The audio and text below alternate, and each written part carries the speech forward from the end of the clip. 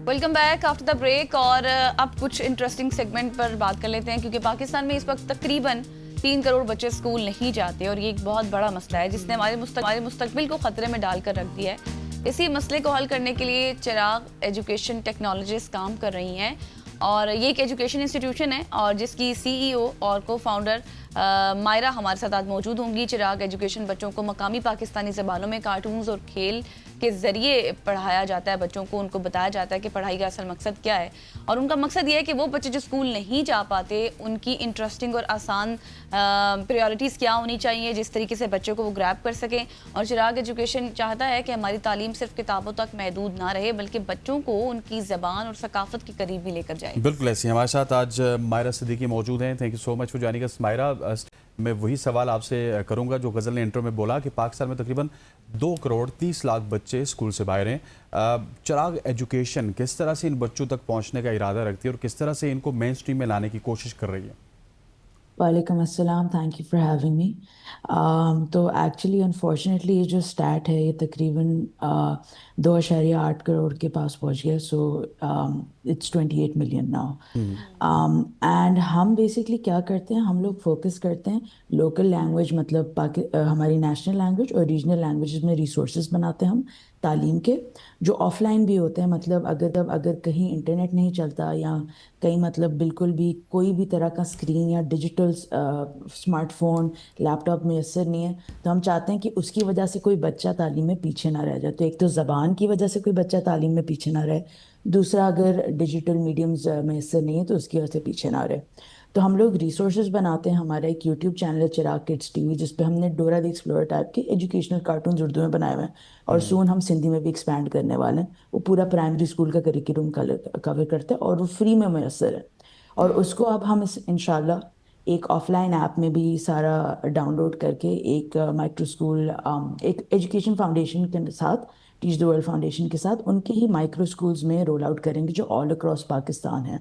तो हम अपनी इम्प्लीमेंटेशन जो है ना उसके लिए हम ऐसे एजुकेशन फाउंडेशन के साथ पार्टनर करते हैं जिनके ऑल अक्रॉस पाकिस्तान एक नेटवर्क बना हुआ है। सही। अच्छा Myra, that is very great कि आप जिस तरह से बच्चों को सिखा रहे हैं, सकाफत के करीब भी लेकर जा रहे हैं और इवन कि उनकी अपनी ज़बानों में। तो ये जिस तरह मैंने जिक्र किया था अपनी इब्तिदा में कार्टून्स और खेल के ज़रिए तालीम देना, इसका आइडिया आपने कैसे सोचा, कहाँ से आया? तो आप अगर, आई डोंट नो, आपके इर्द गिर्द शायद बच्चे हैं, आपके अपने बच्चे हैं, लेकिन बच्चे आजकल ना हम खुद कार्टून, बच्चे हैं अभी मायरा। आप भी बच्चे हैं, मैं भी बच्चे, मैं भी आज तक कार्टून ही देखती हूँ। तो मतलब मेरे बचपन में हम लोग किताबों से सीखते थे। जब बिल्कुल। थोड़ा बड़ा हुआ था तो बच्चा फौरन अम्मी अब्बू ने एक रीडर दे देते। बच्चों की नौनिहाल आती थी, यंग वर्ल्ड बहुत पॉपुलर होता था तब।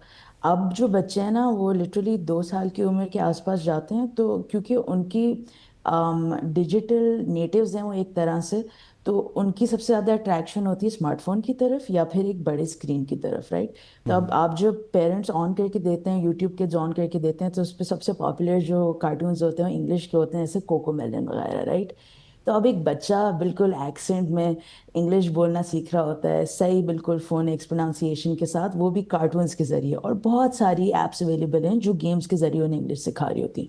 अब उससे ये उम्मीद करना कि वो उर्दू एक कायदा खोल के एक किताब से सीखेगा, बहुत अनरियलिस्टिक है। एग्जैक्टली। बिल्कुल। तो हमारे नेशनल लैंग्वेज और रीजनल लैंग्वेजेस के जो लर्निंग रिसोर्सेज हैं ना बच्चों के लिए, वो एक्चुअली बच्चों के लिए बने हुए नहीं हैं, वो बड़ों के लिए बने हुए हैं जो एग्जैक्टली। फोकस अंदाज में सीख सकते हैं। तो हम बेसिकली ये चाह रहे हैं कि इन रीजनल रिसोर्सेज को, नेशनल लैंग्वेज के रिसोर्सेज को बच्चों के टर्फ पे, बच्चों की ज़िंदगी में एक इस तरह इंटीग्रेट करें कि उन्हें लगे कि वो खेल रहे हैं और कि खेल के ज़रिए वो फिर सीखें। और ये जो रीजनल लैंग्वेज वाला आइडिया है मायरा, ये एक बड़ा दिलचस्प आइडिया है क्योंकि रीजनल लैंग्वेज तो सबको आती है, लेकिन बहुत सारी रीजनल लैंग्वेजेस ऐसी हैं जिनका कोई इस तरह से निसाब मौजूद नहीं है। ये मालूम नहीं है कि उसको लिखना किस तरह से है, पढ़ना किस तरह से है, एलैबोरेट किस तरह से करना है। इस डिफ़िकल्टी को किस तरह से आप टैकल करती हैं? So great question. अभी हम लोग प्रिडोमिनेंटली उर्दू में काम कर रहे हैं क्योंकि हमारी नेशनल लैंग्वेज और सबसे एक्सेसिबल इन लोकल लैंग्वेजेस में उर्दू ही है। नेक्स्ट, बिकॉज मैं कराची में बेस्ड हूँ, मेरे लिए सबसे ज़्यादा एक्सेसिबल सिंधी है, बिकॉज सिंधी एक बहुत पुरानी ज़बान है। तो हम नेक्स्ट उसमें एक्सपैंड करेंगे। हमारी बात भी अभी शुरू हो गई कुछ इदारों से। एंड बेसिकली जितना ज़्यादा लिटरेचर जिस रीजनल लैंग्वेज में है वो हम नेक्स्ट उसमें एक्सपैंड करेंगे आफ्टर सिंधी। अब एक बात आती है, लोग मुझसे पंजाबी के बारे में अक्सर पूछते हैं, राइट, कि पंजाबी जो है बर सग़ीर मतलब सब कॉन्टिनेंट में एक्चुअली एक संस्कृत से मिलती जुलती स्क्रिप्ट में लिखी जाती थी, बट पाकिस्तान में एक्चुअली रिटन पंजाबी का कॉन्सेप्ट नहीं है जो अरबिक स्क्रिप्ट में रखी गई है। तो उसमें हमें ऑब्वियसली थोड़ी ज़्यादा मेहनत करनी पड़ेगी, ग्रामेटिकल रूल्स हमें बनाने पड़ेंगे। तो that's something that we are going to approach much later. सही। तो माहिरा, फिर इस चीज़ के लिए अभी कैसा रिस्पॉन्स है पेरेंट्स का, और आप क्या टीम वर्क है आपका, आपकी पूरी एक ज़ायरा टीम होगी जो आपके साथ काम कर रही होगी? जी हमें तकरीबन 3.5 साल हो गए हैं एंड अल्हम्दुलिल्लाह शुरू में तो ऐसे टू बी ऑनेस्ट पेरेंट्स ने काफ़ी रेजिस्ट किया था, क्योंकि हम एक फॉर्मर ब्रिटिश कॉलोनी है। तो हमेशा लोग सोचते हैं कि बच्चे को अंग्रेज़ी सिखानी है, अच्छे एक्सेंट अच्छे लहजे से सिखानी है, माशरे में इसकी सोशल मोबिलिटी होगी, जॉब अच्छी मिलेगी। तो शुरू में काफ़ी लोगों ने रेजिस्ट किया था। मुझे अक्सर ये बोलते हैं कि पागल हो क्या, उर्दू सिखा रहे हो, लोग अपने बच्चों को अंग्रेज़ी सिखाने की कोशिश करें, कोई नहीं सीखेगा। फास्ट फॉरवर्ड 3.5 साल बाद अब आई गेस ये एक तरह से एक ओपन सीक्रेट है हमारे माशरे की, कि हम जबकि अंग्रेज़ी को ज़्यादा तरजीह देते हैं, हम चाहते हैं कि हम अपनी ज़बानें बोलकर एक तालीम याफ्ता इंसान नज़र आए, हम एक्सेप्ट हों अपने ही माशरे में अपनी ज़बान अपनी सकाफ़त के ज़रिए। तो अब स्लोली स्लोली लोगों में कॉन्सेप्ट बिल्ड हो गया है कि हमें अपने बच्चों को सही से उर्दू पढ़ना लिखना सिखाना है, या अगर सिंधी बोलते हैं वो सही से सिंधी पढ़नी लिखनी सिखानी है। तो अब अल्हम्दुलिल्लाह रिस्पॉन्स काफ़ी अच्छा आ रहा है। और हमारे by the way games available हैं, नॉन डिजिटल बोर्ड गेम्स हैं, हमारी वेबसाइट chiragtech.com पे ऑल अक्रॉस पाकिस्तान डिलीवर करते हैं, कैश ऑन डिलीवरी भी। एंड हमें वहाँ से बहुत ऑर्डर्स आ रहे होते हैं ऑर्गेनिकली, हम सही। एडवर्टाइज भी नहीं करते जबकि। मायरा, मुझे मुझे ये बताइएगा कि ये जितने भी आपने इनोवेशन किए हैं तालीम के मैदान में रीजनल लैंग्वेज को लेके, क्या जो रवायती एजुकेशन सिस्टम था उससे जो बच्चों की सलाहियतें थी वो उस तरह से सामने नहीं आ रही थी कि आपने ये नया सिस्टम इंट्रोड्यूस करवाया हर मैदान में? जैसे आप कार्टून्स की बात कर रही हैं, गेम्स की बात कर रही हैं, फिर आप रीजनल लैंग्वेजेस की बात कर रही हैं। जी देखिए, जैसे मैंने कहा कि अभी हम उर्दू पे ही फोकस कर रहे हैं और सिंधी का हमने थोड़ा सा काम करना शुरू कर दिया है। तो अभी सिंधी का हम पर्टिकुलरली आपको नहीं बता सकते कि उस पर क्या रिस्पॉन्स आ रहा है, लेकिन उसकी तरफ से डिमांड बहुत आ रही है। क्योंकि अगेन उसके जो सीखने के मैकेनिज़म्स हैं वो थोड़े से नॉन डिजिटल हैं, और आजकल बच्चे डिजिटल डिजिटल मींस प्रेफर करते हैं, क्योंकि हम एक डिजिटल दुनिया में रहते हैं आजकल, right.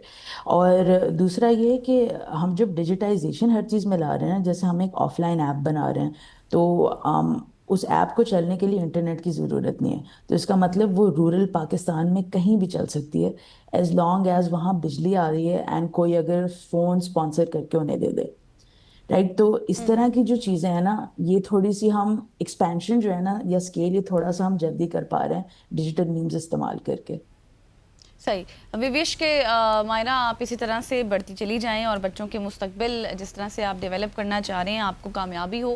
Thank you so much for your time. और जैसे पाकिस्तान का फिगर हमने बताया कि बच्चे इस वक्त कितने ज़्यादा स्कूल में नहीं जाते, उस हवाले से जो चिराग है वो काफ़ी काम कर रहा है और यकीनी तौर पर इनको कामयाबी भी मिलेगी। जब मेहनत की जाए तो उसका फल भी मिलता है। यहाँ पर लेंगे एक ब्रेक के बाद हम वापस आएंगे। Stay with us.